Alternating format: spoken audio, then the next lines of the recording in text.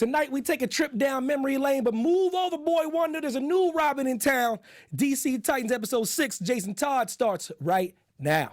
You're tuned in to AfterBuzz TV, the ESPN of TV talk. Now, let the buzz begin. This was the jam back in the day. For real. And it reminded me of just the attitude of this episode so much. Love this man. Yeah. Somebody. But oh yeah, anyway, I was rocking, my bad. Yeah. Welcome everybody to DC Titans After Show. I'm your host, Evan T. Mack, but I am not alone. I'm with the Prince of Persia over to the left. Tehran is in the building, ladies and gentlemen. If you don't know, now you know. The lovely Chauncey, what's going on, girl? Hey y'all, it's Chauncey K. Robinson. Man, let's get into it, man. First we're gonna run down a couple things. We're gonna discuss the appearance of Jason Todd, Robin's past coming back to haunt him, the difference in both Robin's like philosophies, and then the Melton Man's personal agenda against Robin. But first things first, I want to get my lovely co-host. I want to get y'all's opinions on your overall thoughts of the episode.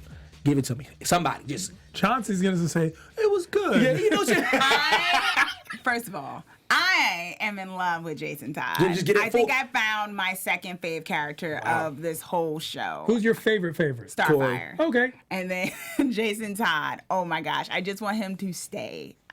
We could switch him out. Oh, so you just want to switch Robin? Did you want to just change the whole dichotomy I and don't everything? know. He kind of convinced me. He's a loose cannon, but I was like, hey.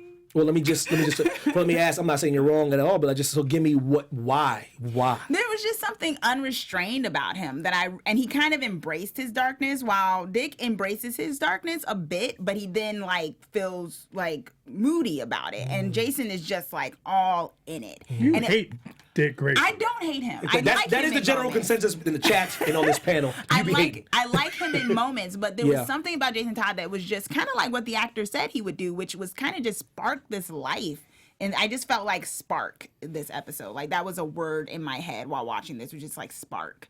And he brought that, like from the moment he was on screen to all of the interactions, everything worked. Wow. He actually made Dick a bit more, not like I disliked Dick, but it was just like he made him a lot more tolerable with his emotions. He made it more tangible as he talked about Batman and stuff. Wow, it's interesting. I would like to say on my overall thoughts for the show. When you get that somber tone, I just don't know what's gonna happen. I don't know what's gonna happen. It was good. If you remember before, people in the comments were very upset at me. People in the chat were commenting how I'm just such a downer. Well, episode 3 was great. Debbie Downer. After episode 3, bro. This is the Titan show we've been waiting for since the first show. This show, episode 1, episode 5 and 6. This is a Titan show. This is, and I'm saying it right now. Right now, starting from last episode till now, DC Titans is the best DC show on TV. I said it. Say something. Period. I said it. That's what I'm glad you said that, because I know people are very scared to say it. Best show. The best show. This is an episode. This is what they can do every single episode. They went off track and brought a new character, and it didn't go to the storyline, but it did further the storyline. And this is all I was talking about with what was Team Demolition? What's the Doom show I'm never gonna watch? So the concept is this is what I'm talking about. This was a full thought out character where we didn't need all this sappy back. We got an understanding of who the character was through the actions and the furtherance of this episode. There wasn't a whole interaction. They didn't have to talk a lot. Jason Todd, by the way, the actor that plays Jason Todd is Jason Todd. This guy brought this character to life in a way that I've rarely seen done. This was in the mode of a Dark Knight. This was an amazing performance. I believed him. Wow. His recklessness, that energy, that youthfulness, the fact that he loved being Robin so much. Oh yeah. And on top of that, I found I like Jason Todd. It made me like Dick Grayson more. And I've never been like, I wasn't on board with this Dick Grayson just because of how it plays out. As it goes on, he becomes better in his role, but this episode brought it full flat. He looked more mature. Yeah. He looked more mature this episode. His hair was more mature. I believed him. And I'll tell you, honestly, I love Corey. Like, Corey, listen, you're bae. Listen. I love you. I don't even know you. Corey is so attractive to me. She is so amazing. She's such an amazing actor. All of them. This is the acting I've been waiting for. Wow. Yeah. Little things, subtle things came to life in this episode. Subtle things. We didn't even see the clan that much. And I was like impressed with their acting. Absolutely. Just how I believe them now. I believe them. Damn. It's like it was all leading up to this point, though. I see what you're saying, though. But it didn't have to take this long to get there. I know what you're saying. And a couple of episodes were just not written as well. They just weren't. And I don't care what anyone says. They were not. The Doom Patrol episode was not written as well as the Jason Todd episode. You're allowed to say that, though. It's not like you're not breaking any laws by saying that. But it's just the concept of, you can't, the canon of you can't dislike something and still love it. Yes, you can. You know what I'm saying? I've dated a lot of girls that I dislike. Say another word, see what happens. Right? I'm with you, though.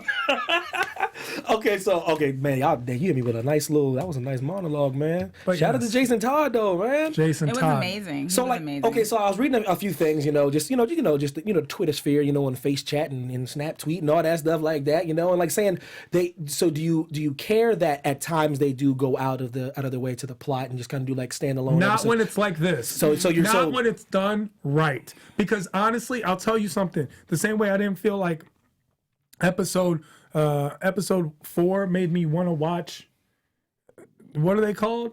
Doom Patrol. Doom Patrol. Who knows? You like blocked it out of your mind. You like blocked it out of your mind. You know it. He definitely does. I forget the name. The same way that episode didn't make me want to watch this. This episode, I cannot wait for next week's, for this Friday. Bro. I can't wait.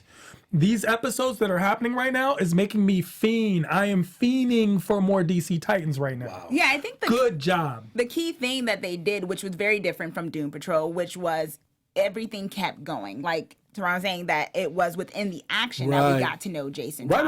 And so many, and I think the thing with Grayson and interaction, not just the action, the interaction. The interaction. I think the thing with Grayson that made him more tolerable is he tends to be, and not just with this episode, he tends to be better when he interacts with people. He grows from his interactions. Who's this Chauncey? This is the Chauncey I like. See, look, we're trying to figure out who hurt Chauncey deep down. We're trying to strip it away layer by layer. Even the chat's trying to find out who hurt you. They are. We came in here, first thing she said was crowbar. We're like, whoa, Chauncey, chill. It's iconic. The crowbar is iconic. It is, but you're making excellent points. He's right, though. What did you think of the overall episode? No, I did. I loved it. That's right, I did. It's just when you introduce a new character and especially a character that I liked, and you regardless of knowing how he meets his demise, it was put like this kid kind of was playing with house money, but not really. He still had to live up to a reputation though, because he's a popular character. If you play any Arkham games, if you read any comics, if you've seen any of the cartoons, he had to live up to something. But I like that he got to be his own Jason Todd, first Jason Todd ever on live action. So yeah. I like that I like the way he did it. I like his portrayal. I like that. My two favorite scenes in the whole season are in the elevator. When he's the elevator scene, like just those little things, the Batmobile line, you know what I mean? Where he's strong. Like, oh my God, he's like robbing in his feelings. Like, wait, he let you drive the Batmobile? And little things like, it doesn't work. And Jason's like, I'll do it. It works for me, but it's so strong. Okay. You know when the Kevin Conroy voice for the animated greatest Batman ever. That is what I hear when I hear Batman is his voice. Without question. This is now who I think of when I think of Jason Todd. That's high praise. I said it. I still think of Jensen Ackles a little bit. Who? So, yo. Supernatural. I am too he with was you right the now. original voice of the cartoon, yes. the Red Hood, when Jason Todd and the cartoons eventually become. She going deep. Chauncey going deep. And I love that portrayal. So at first I was a little apprehensive when they said they were going to do Jason Todd, because when I think of him, and so but they really just made him distinctive, and he could have been, because he's younger, like he's 19, they could have made him obnoxious, like the obnoxious young guy who's just all over the place, but they really just made it so he was a grounded character in his chaos. And also it still was an actor's choice though. Actors still are allowed to act, and he when he deciphered that script and he interpreted that script a certain way, he understood the character and he didn't come off like that. He could have, somebody else cast it, would have played it like you just said. He took it a totally different way. It was amazing. Well done. There was his energy, his smile when he was doing stuff, like the small little subtle things, like I'm with you. You could feel the cockiness of the Jason Todd character, who is in the comic book so reckless, who is in a lot of ways the anti-Dick Grayson, who is in a lot of ways the chaos that you were mentioning. We felt that with him. Better believe it. Yeah. And you could feel it. Like, I believed him when he beat those cops up. I was like, yo, I believe that was one of the best fight scenes I've seen. And it's crazy, right? Because the pilot, when they introduced Robin, that they were trying to be intense. That he surpassed with that scene. That scene was brutal. When he did the move, the little WWE backbreaker. Oh man. He was and then started hitting him. Right, he donkey punched him. So we like, yo, like, you know, whose ass is this? So we go. What? Teron needs you to hit that lodge before we go in any deeper, man. I wish we had this many people. You know what? I need the AfterBuzzers to be as excited about us as we are about this show, because AfterBuzzers, our network, produces after shows for nearly all of your favorite TV shows, from dramas, reality TV, sci-fi, and more. There is no network that works harder to serve television fans, but we need your help. We're asking that you please subscribe to one or more of our YouTube channels. By subscribing to our channel, YouTube will suggest content that's tailor-made for you, and you'll help AfterBuzz continue to grow. And if you're worried about pesky notifications, don't be, because they're optional. So hit that subscribe button now for this channel, and check out our other AfterBuzz YouTube channels as well. Let us know you did so in the comments, and we'll thank you on air. For now, thanks for being the best fans and for helping us be the ESPN of TV talk. I was just gonna say in the chat, because we were just talking about the chat of people's overall thing. Ivan is saying he's feeling like this is something. I was just about to read that. Of a Grayson show. Yeah, so he goes for the Titan show. It doesn't really feel like a Titan show. As much as I'm loving the show, it feels more like a Grayson show. Teron, your thoughts? My thoughts are that yes, it is a Dick Grayson show, but that's because it's season 1 and they need a person. That's like saying, even in the cast, I understand the concept of the team. Robin. But when you watch Justice League, it's the Batman show. Without question. It is. It's the Batman show, right? So we're watching Justice League, but all the characters have to revolve around one central character. So if you're watching any team concept, that is how it plays out. Now, in this storyline, it is clearly Dick Grayson running it. I do think we will get more Titans. Of Starfire. I do think we'll have a whole, possibly half a season of 5 episodes left. Sure. Well, not even in this. I mean, now we know we're getting a season 2. Yeah. And honestly, after what I've seen the last season and this season, season 3. This is the reason I don't mind paying for DC. Absolutely. Like, I really only use it for this show. Absolutely. To be honest. They got some good content on there, The other shows aren't on there yet. So the other shows haven't been, the animated shows are cool. But this show, man, this last episode and this episode, man, worth it. Like, now I feel justified in paying money. So did we open on the funeral of the Graysons, and we got Clay the strong man, like kind of like his guardian, literally just being that guy saying, you should go with Bruce because I can't provide for you, and I want you to have the best chance you had, like, getting out there. And it's one of those things where, like, you see apprehensive Dick Grayson, young Dick Grayson, he doesn't want to go. So, like, give me your thought process on, like, just that moment, and where do you think as far as his life would lead him? Let's say he made that decision. What do you think would happen? But like this, is being with Bruce the best thing that ever happened to Dick Grayson? I think it made him who he is, and ultimately, even though he doesn't appreciate it now, I think, as Clay had ended up telling him, you would have been poor, and you wouldn't have, been in the position you are to be the kind of strong person that you are, even if you are coming from a place of pain or whatever right now, and having so much resentment towards Bruce. But I think ultimately it was the better choice. I mean, it might have been more loving or something, more loving for sure, because Clay and him seemed very close. But I think in the bigger scheme of things, it needed to happen. He needed to become Robin. Interesting. Do you think, like, let's say he didn't go, let's say he went with Clay, and he still would have that feeling because he know what happened to his parents. You see him like being like a detective that way, going that route, maybe literally still finding a way to be like a hero, but not, you know what I mean? Like, if he would be Clay. Definitely. I see him being a security guard at the same bar. Listen, let me explain because you were like showing more love, and like Clayton would have showed him more love, and I appreciate that. And you know what? I'll say like this: my parents showed me a lot of love, and I wish they hit me more. And I was like Bruce Wayne's kid. Listen, let me explain. Dick Grayson needs to really get over this privilege he had of being, my parents loved me and supported me. Now I wear a bathrobe all the time. You know what I'm saying? I wish, bro. Like, honestly, I wish I had a Joe Jackson dad who. Not Joe. Like I needed a couple degrees from Joe. No, I'm just saying, like real talk. Like, let me explain. Every day, I love my parents. They're the best. Of course people. you do. They're loving, kind, sweet, amazing parents. I would turn them over and get adopted by Angelina Jolie and Brad Pitt in a heartbeat. Like, bro, I'm giving my dad the same Father's Day card that Will Smith's kid gives him. Bro, that's just not economically fair. That's all I'm saying. Okay? So Bruce Wayne being able to provide for Dick Grayson and then molding him into this person. And it comes at the end of the episode where Jason Todd says, I know who I am. Who are you? Who the fuck are you?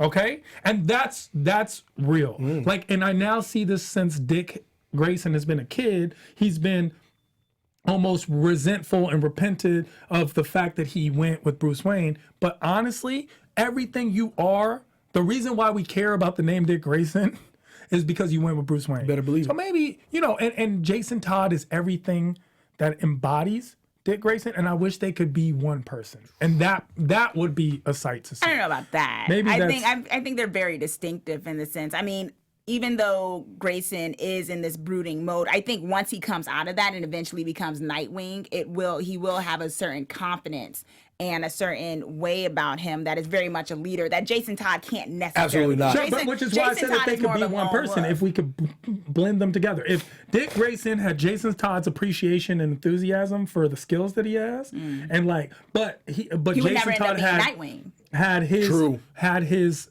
and I don't know if that's always, I didn't mind Robin, but if he had his discipline and thought provokingness and that, I think that would be a very formidable hero. Yeah, I'm with you on that. But I like what you're saying, John. Like Nightwing literally is like his that's the mature complete Robin. That's him at his apex. It's like when because any portrayal of him, especially Arkham does such a good job. Like Nightwing is like when he's even when he's on the intercom, he just sounds like Batman talking to Batman. You know what I mean? Like when he's like, all right, I'll do that. See you later, bro. It's like he's a man. And I know he's more in the zone there. And I like Nightwing's my favorite version of Dick Grayson.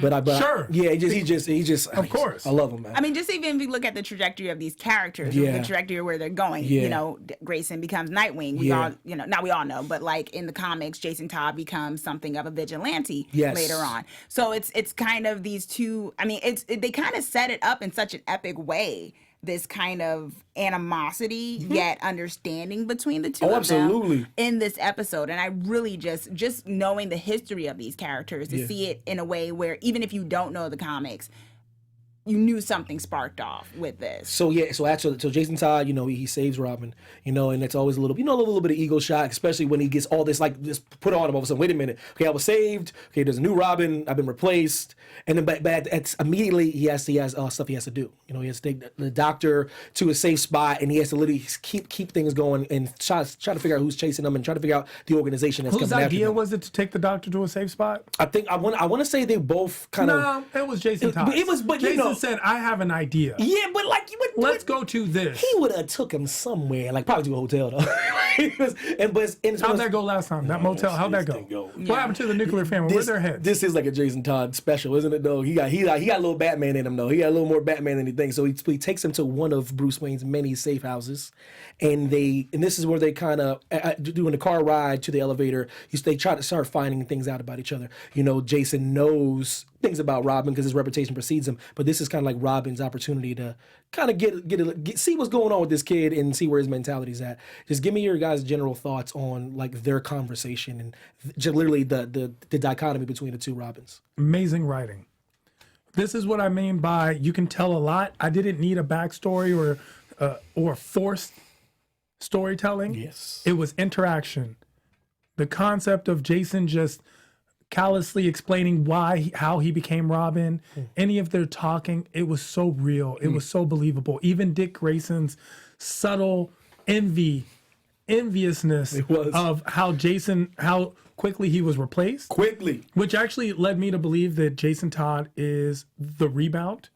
No question. Batman picked, hey kid, what are you doing?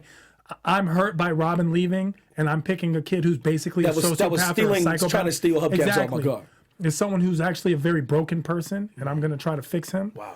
Number two, their interaction, I understood where Jason was coming from, but even still, the way he interacted, the arrogance showed that recklessness. He showed a propensity to get under Dick Grayson's skin and enjoy it a little. Yes. But also just, he's a kid. He is a kid. You know who he is? He's the kid who's a celebrity who we all judge for doing something that if we were a kid and a celebrity, we would do the exact same thing. He's that kid. He knows the power that he has, and he knows the ability that he has because he's a talented kid. You see, he's been trained properly, but he also knows he's Robin. You know what I mean? It's like it sounds obvious, but like he knows he's Robin. He knows he kind of is above the law, kind of. Exactly. They work with the law, but he's above the law and he knows it. And Robin tries to act like he's not like that as well. Exactly. And Jason embraces that. We got somebody in the chat hating on Jason Todd. Yeah, he keeps calling him a sociopath.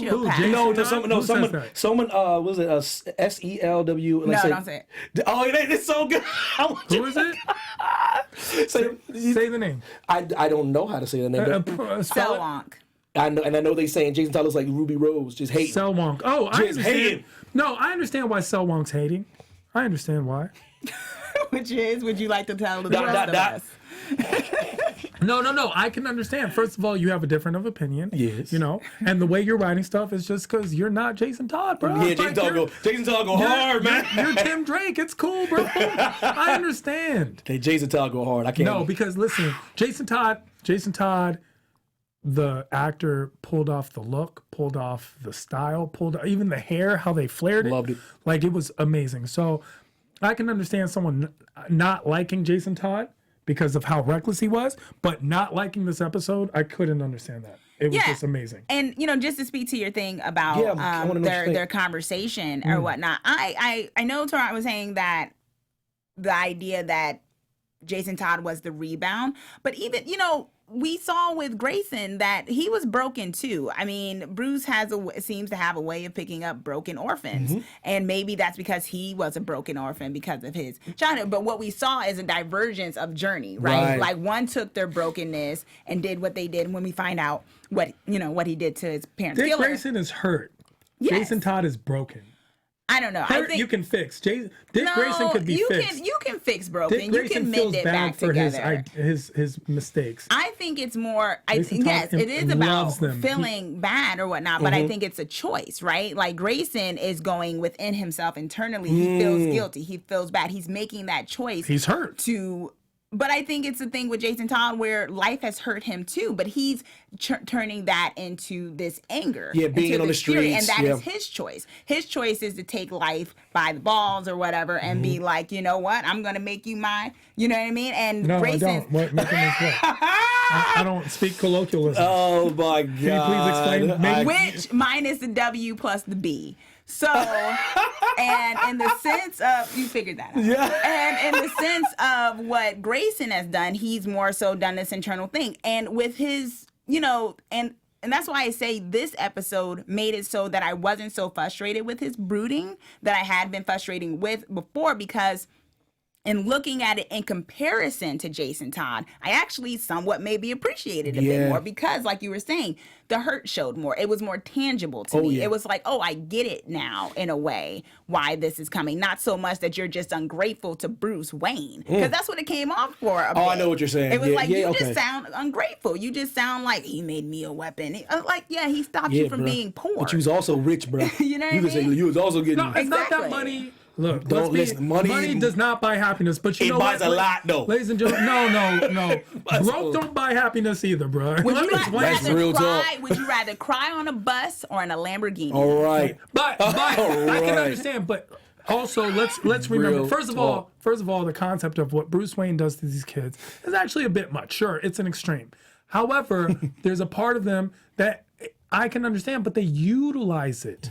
They utilize it. And what I mean by hurt and broken is we're looking at one person who's a victim and one person who we use as a survivor, right? So we can interchange those words when we talk about people who've gone through a traumatic experience. And it comes off that Jason Todd, if I looked at his history of person, he's a victim of circumstance of what happened. And I would look at Dick Grayson, I'd be like, he's a survivor, as in all the things happened to him and he made the best out of it. And even then, he still feels bad for the things he done. But Jason Todd, when he beats up those police officers, he wanted to do that. better believe it. I'll be right, but I'll take care of it. And he knew that was premeditated. Isn't that what Grayson has been doing since the beginning? He's been beating up people, taking out his aggression. In circumstances. And here's the thing about it. He turns into this person. It's a vehicle for him. And sure, he beats up people. The only time I see him lose control is the one time he still doesn't kill. And even though he takes the responsibility of killing Tony Zuko, he didn't do it. What he did not do was he did the voice of silence, which, by the way, is compliance in many aspects. But he didn't actually pull the trigger. So the concept is, and he still feels bad for that. Okay. Would Jason Todd feel bad for that? No, Jason Todd would have just choked him out the first time. But there's this idea. I mean, to me, I don't compare like which one is better necessarily, but it's this idea. I will say with this whole Grayson thing, yes, he feels bad. He still does it though. Intentions don't, Sure they do. They do. The road paved to hell is paved with good intentions. Sure, but however, intention does matter. He cries, and we know that legally but he still continues to do it. Sure. So what's the difference here? But what he's doing is, look, he's doing something. It's not just the intentions, it's the ends justify the means. What Jason Todd does is he just cares about the means. He enjoys it. It just happens to be the end. And that's but why he cares about the means. I understand. Now, had Jason Todd been able to do this stuff and be bad, he might go that route. He just likes the power. So if I look at them, he's the teeter on the villain. When we look at this dark side and the inevitable question of any major protagonist throughout the history of storytelling, Jason Todd is the Darth Vader. He is the guy that's like, oh, the evil side could take him over, and it does. Character. And it does. It does take him over. He's the coolest character in Star Wars. I don't know. I don't know if he's the coolest character. I think Yoda might be pretty cool. I like Yoda. So so Robin's past comes back to haunt him. See, Dick tells Jason to leave, but Jason refuses as he has something to show Dick. That's like a series of photos of dead bodies from Dick's past. The victims were former members of the circus Dick performed with as a child. They also were killed with acid, calling part of the Maroney crime family. They tracked down a surviving member of the circus, the strong man where he bounces in a nightclub. Sure. So this is when we get to the nightclub scene. Jason Todd can't get in. Dick Grayson's up in there, and he sees him. It's been so long that Clay doesn't even recognize him. And then we get to this point where he feels like he came out perfect. He doesn't have any problems at all. Like, this is the best decision I ever made. But he's looking at Dick Grayson saying, it's not just you came out perfect. If you look at Dick Grayson, he says that in the show. I know, but he's a good-looking kid. Yeah. And he's looking at him like, you're well-mannered. You're articulate. Yes. You're intelligent. You look great. Yeah. You have this happiness to you. It's a subtle confidence that Dick Grayson has, knowing he can handle himself and that he's able to be a man in a situation. Yeah, what I'm getting at is like Clay just looked at him and feel like he made the right decision. But he's right though. He did make the right decision. Oh, absolutely. Because like I said, he's a grown man. He knew that the best place for him was with Bruce Wayne. He didn't know Bruce Wayne was Batman, but he knew, like, based on his... Yes, you know what I mean? Based on his circumstances, his situation, like, I made a good decision. And then he sees him, and then he finds out he's a detective, and he's like, it's all good. So then we get to the part where Jason Todd gets into the club. And loves all the ladies. And just, living his best life, man. Just, sipping on drinks that aren't his, But he's not just loving the lady. He's walking in his confidence. He's the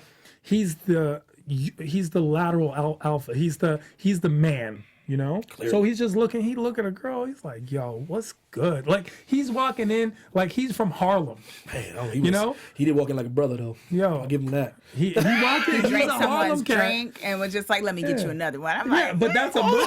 That was a move. That is a good move. Was like, and then he was ready to fight. And she wasn't that mad though. She wasn't that upset. The smile he threw, like just like the girl when he walked in, the girl with the curly hair, and that's really my type. And then just put the hair behind the ear and was like, oh, and then he was like, he was throwing it. He didn't even know. He was like, he was just pointing at people. I love that it slowed down too. Like it was like a slow mo. I was just like, this guy has so much swag, but he's so insane. I just love characters like that, where they kind of relish. I tend to like villains more than I like heroes, and he just kind of relishes in this idea of this great. He's area. good though. Says a lot about who she dates. So you say? No, that's a good actor. That's only good. He's a good young actor. Only good young actors can portray that. The best writing in the world. The best writing in the world can't make you feel that. He did a great job, and the writing was great. It was it's like a mutual, great merging, and absolutely. that's why I was so annoyed with that episode and the episodes that didn't do that. Oh, you mean like the Doom Patrol really? And there was another episode, the one where I forget which one. I know what you're talking about though. it just wasn't done as well. Like this could be every episode. It was awesome, bro. Literally, it could be every episode. So we get to the point where he's checking in on Steve Clay because all the rest of the circus they're all gone. So he wanted to make sure, okay, he's cool, he's good, everything's fine. He leaves the club, finds out that he's been taken and he's not okay. So we get to this point where like this is where Robin's like past like comes back to haunt him. Like so the Mountain Man's agenda against Dick is one of the things I want to talk about, and they go back 2 years. When the guy Dick attacked Zuko's at prison transport 2 years ago after learning he'd get to federal protection for pretending state's witness. Dick's attack allowed the Maronis to kill Zuko, canceling out any federal protection promised to Zuko's family, including Nick. Dick tells Jason not to be Robin and doesn't understand the price he paid for putting on the mask as he rushes to save Clay. So I just wanted to talk about that part. We kind of touched on it a little bit. You're saying he didn't pull the trigger per se, but he didn't stop anything. Now, what I'm trying to get at is put it like this. What are you thinking as far as morality goes? Was he in the right? What have you done in that situation hypothetically? And is he to blame for what's really going on? Truly, because if you really want to think about it, like all this stuff that this guy did.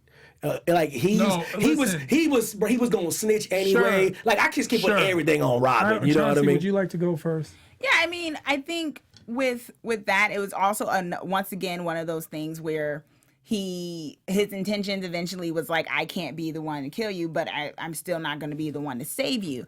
And I mean, what are your thoughts I think on that? that's my sort of thing with him sometimes. It's kind of like either, crap or get off the pot sort of a thing. It's he has a tendency to, that's that brooding thing again. He has a tendency to want to go gung-ho, but then it's like, not really though. Yeah. And I think that's what happened in this position too. It was like, I came to, why'd you let him go? And then it's like, he goes after him, then he like hesitates. But my whole thing with that is though, like I give him a pass because he's trying to avenge his parents. This is a parents thing. Yeah, you know so what I mean? why not just kill him?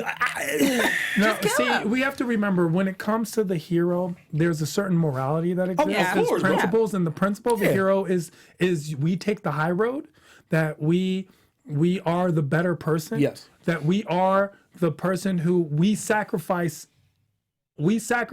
happiness in a way, or a hero sacrifices easiness, okay, for the right thing. Absolutely. And so what Dick Grayson did in that situation was wrong. He knows it's wrong. It probably is what caused the rift between him and Batman.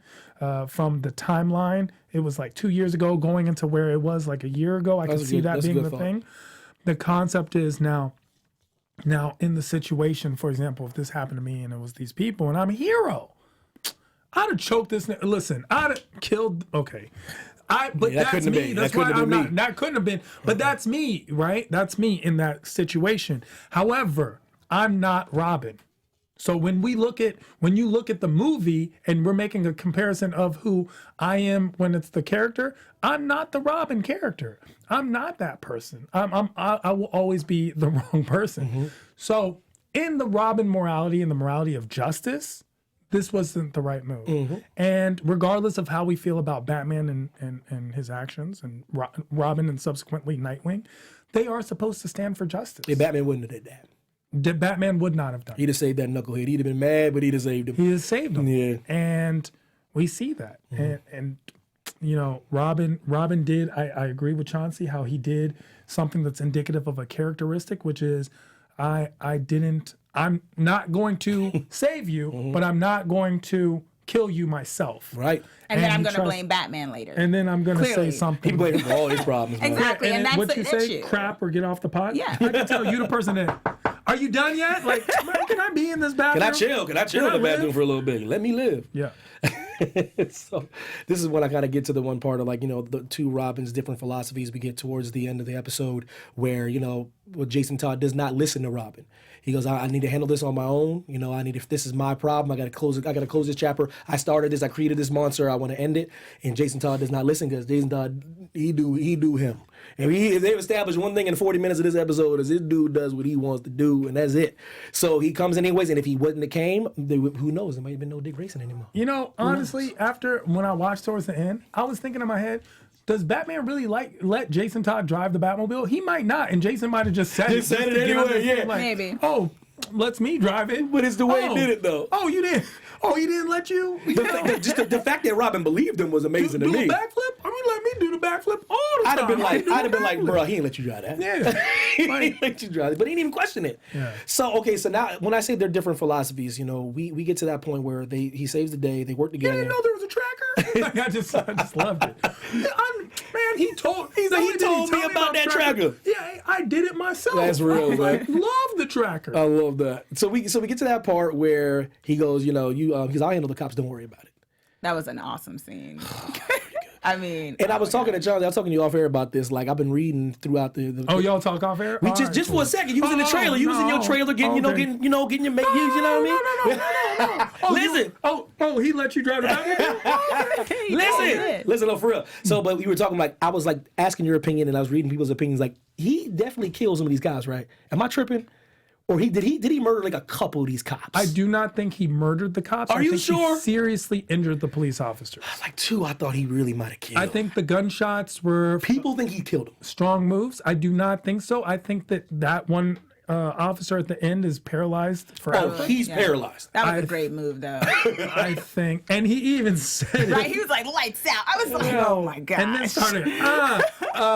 Chat. I think that they are not dead. Chat, give me something. Anybody in the chat? Injured. Do y'all think Jason Todd killed any one of these cops at the end of this episode? It did seem like he broke someone's neck. Right? I thought he something where someone seemed like their eyes were open when they fell down. So I thought maybe they were dead, but maybe he didn't. But like, so we will agree they were severely It was definitely injured. brutal.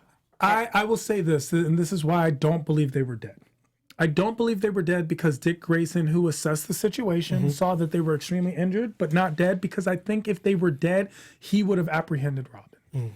And I'm giving them the not dead point because killing a cop has now crossed into the line. Like injuring a cop, you can have the conversation of self-defense in a way. Not really, but really. But once you've murdered a police officer who was simply doing their job, I feel like Dick Grayson would have enough it and been like, there's no way that this is allowable. Yeah, I agree with you. Like we get to that point also where you see how he feels about police officers. I love You that. know what I mean? Jason It Todd. was like not so much against the police officer, but just his whole like demeanor and his whole he was just like, they beat me up all the time. Yeah. He was like, this is my chance to do it. And I'm thinking so you're thinking when he's saying that like when he was younger, right? When he was like he was like going through when he was coming up. Jason Todd and not Robin. Yeah. Now I was just saying so I know he doesn't have any love lost towards the cops. So I just thought it was, but like this, I like the scene. It was pretty good. It was a great scene. It reminded me of the Starfire episode, scene where she beat up the cops in Fort. Just kind of like that. I don't care who you are. I think it was a little more malicious and violent. For sure, it was more malicious. Yeah. I think the scene was a better executed scene, meaning that the fight scenario was, while the Starfire scene showed her love of just her power, this scene showed a ferocity in Jason Todd, a ferociousness. It wasn't as I feel like Starfire was simply enjoying, like, discovering her power and stopping herself from being apprehended. She didn't mean to hurt anyone in that way, because I saw when she did mean to hurt someone how far she could go easily. I feel that Jason Todd would have killed the officers given the opportunity of him thinking he could get away with it. I just love how gleeful he was when he said, he's like, oh, I'll take care of it. Like, it was just I'm just going to tell him, hey, guys, this is okay. And he just I really thought that's what he was going to do. It's just like... I don't know why I thought that. I was like, he ran heavy. He did it. It was like, I'll take care of it. I thought he was going to be like, hey, guys, we got it here. I swear. And he's just, like, brutally beating them. You're just like, what is happening? Men and women, at least gender equality. Bro, I'm like, keep it real. 2018, man. That Me Too movement is real, because he didn't give a damn, man. He was like, let me just... let me. Oh, you're an old female cop. We Bow. good. We break you Pow, up. Bang. Chris O'Donnell should have took notes. Man, real talk. Man. That's real talk. All right.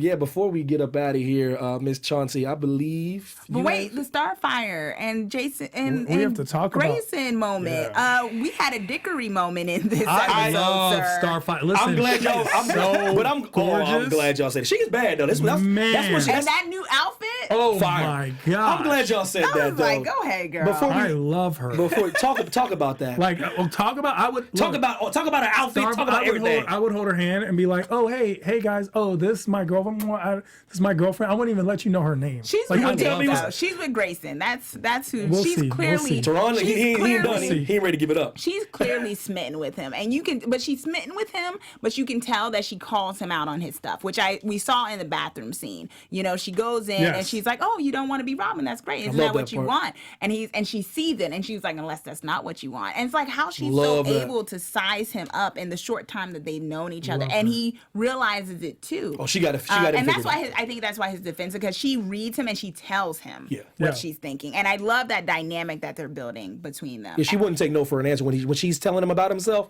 She like, bro, this is how it is. Exactly, and it was a small moment, but it really worked. That's what I mean. These small moments showed these acting. Okay, so let's go to a small moment of Dick Grayson. As everyone comes in, he tells them where they are, and then Corey walks in with such an air of assessing the situation. The kids are being kids.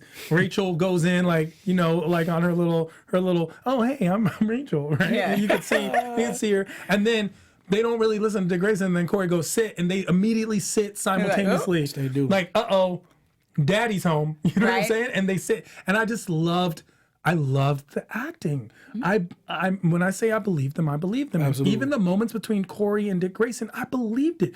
There was a spark there. There was like a hint of flirtatiousness that we hadn't seen in the other episodes, which made it okay. We saw an ease of comfortability between two people who have an intimacy. And I enjoyed it. There was no kiss scene. There was no tongue down throat. And yet I believed There's a connection there. the Yeah. connection and they need each other right now. Yeah, like for they sure. need each other. They might not even know it.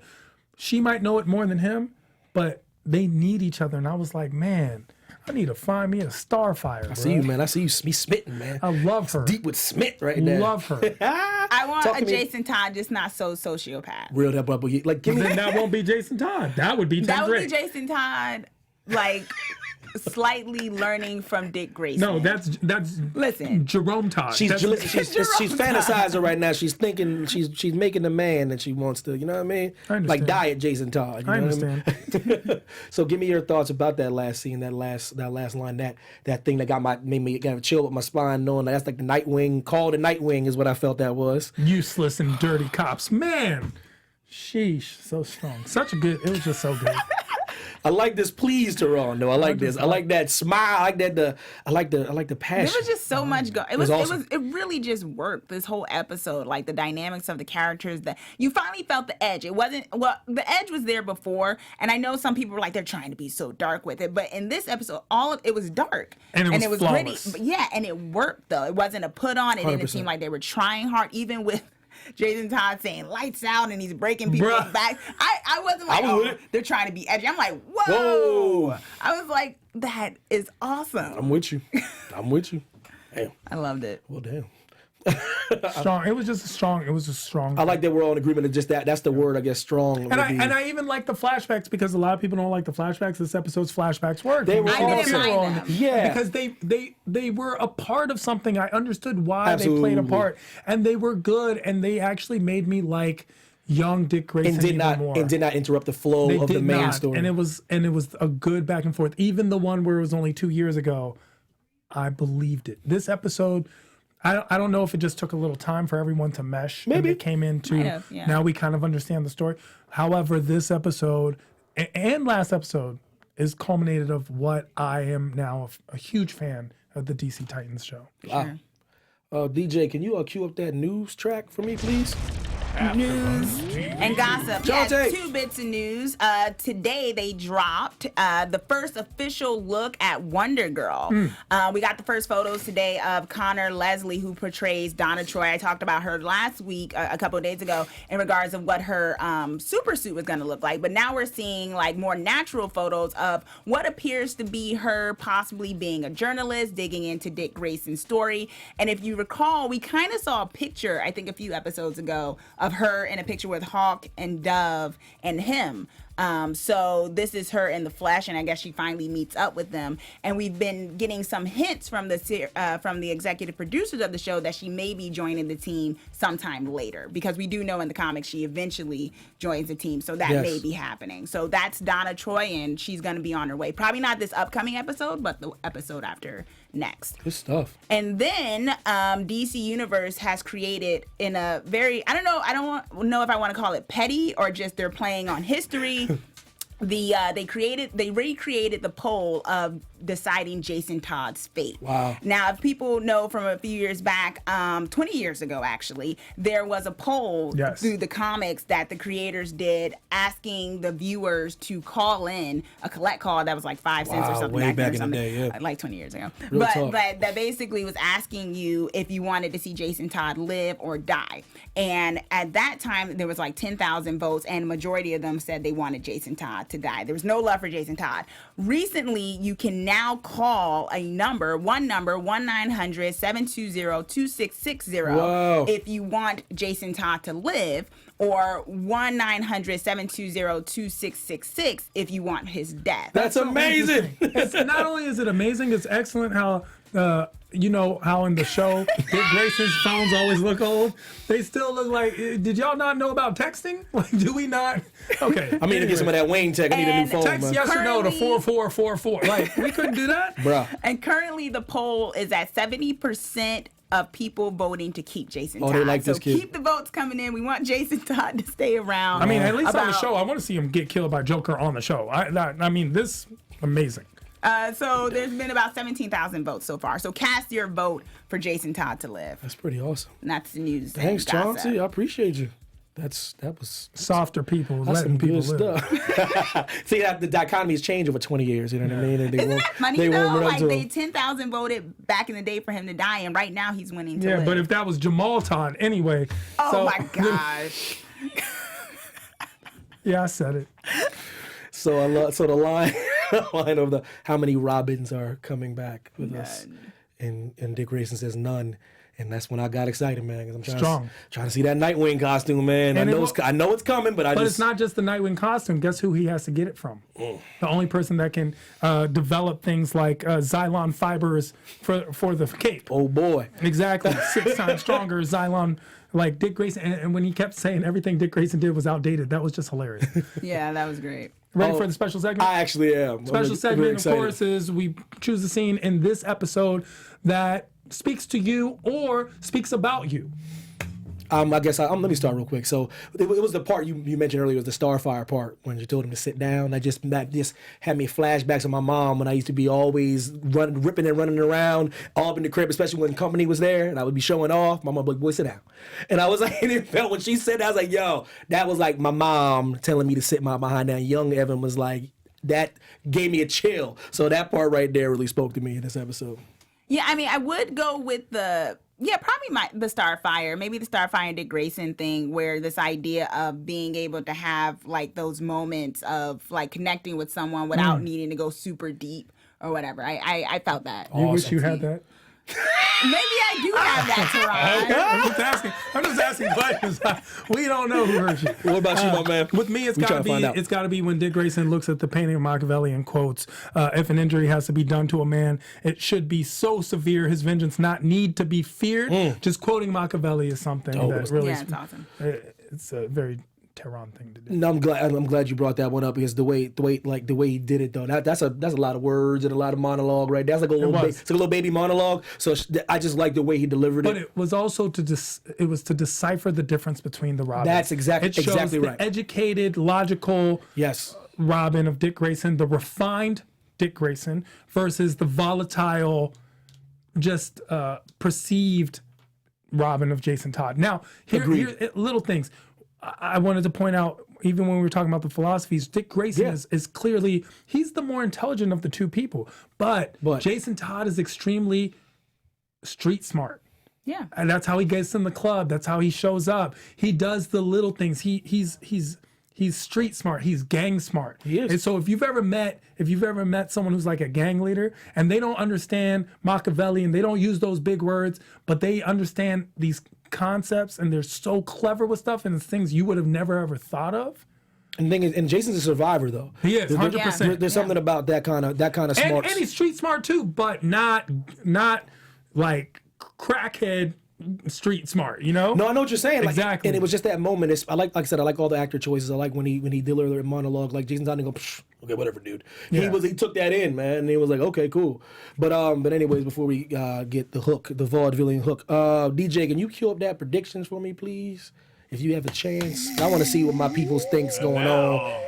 Episode 7. TV predictions. Chauncey, what's going on, girl? Well, I think, like I was saying, I think we're going to see Donna Troy soon. But it seems like, in looking at the previews for the next one, that they end up in the asylum or whatever. So, I don't know. I feel like maybe this might be where we finally start to get a bit more of Starfire's trauma and whatever made it so she has the amnesia, because it looks like she's being tested on and stuff like that. So I'm excited about that. And hopefully, I predict that we'll start getting into her backstory, because I think we finally kind of maybe reached a climax with Grayson. Yep. So I feel like now we can start getting into Starfire. Yep. I mean, I everything I predict comes in from the trailer. So for the next, but obviously Adamson somehow gets out. But I think it has to do with Rachel. I think they allow Rachel at the end. We see him go out, only speak to Rachel. Right. They allow that, and he unleashes something in Rachel that they weren't prepared for, and that's how that happens. But that's just my prediction. I like it. And also, I was thinking the same thing about Starfire. Maybe this is going to be kind of like a bittersweet thing. Maybe this jogs her memory. Maybe she might start getting tortured, but this might actually kickstart everything, and maybe she puts all the pieces together. And as they go into backstory, like I said, maybe this is the moment where she's like, okay, I know who I am now. And I she got remembers Wolverine she loves me. vibes Yeah, from that scene. and then she remembers like that she's She destined to and be with Tehran. Tehran. Yeah. Yeah, it's bound to happen. With that being said, I'll let your pop make you do that. shout out to everyone in the chat, especially Ivan Soto. He was in the chat just chatting it up. Chatting Zios B. Lou. Shout out. Serenity. Yeah. What's this? Edgy bruh? Edgy Bra. Appreciate all you guys for being in the chat. Gracie and Ryan. Serenity. Q26. Staying up with us, man. Guys, everybody enjoy your holidays. Everyone take care. But before we go, Miss Chauncey, please put yourself over. Tell the people where they can find you. You can find me on Twitter at Miss Chauncey KR, and also on Rotten Tomatoes, as I am an official film and TV critic there. I know now. Now I'm with you. Because I was on the ground. I'm with you now. Are you? Here you go. Yo, Tehran, stop messing with me. Stop messing Doom with me. Patrol. That's really cool. Doom Patrol. But I see, third time's the charm. I'm with it now. Yeah. Tehran, put yourself over, brother. Find me at I Am Tehran, literally at I Am Tehran, because I am Tehran, IAMTEHRAN, and on a bunch of the comic shows on AfterBuzz right here at the Laugh Factory every Monday and Thursday at 10 p.m. Come check me out. I'm hilarious. You are. Evan T. Mac, Instagram and Twitter. Happy Thanksgiving, everybody. Be safe out there. Don't do nothing I wouldn't do. Starfire, hook it up with my boy Tehran, man. I love you. Y'all take care. Call me Jason. He's like 12. He's 19. Our founder, Keven Undergaro, Phil Svitek, and me, Maria Menounos, would like to thank you for tuning in to AfterBuzz TV. Remember, we're not just the first, we're the biggest in the world, and we're the only destination for all your favorite TV shows. Whatever you crave, we've got it. So go to AfterBuzzTV.com and check out our lineup. Buzz you later. The views expressed herein are those of the hosts only and do not necessarily reflect the views of AfterBuzz TV or its owners or principals.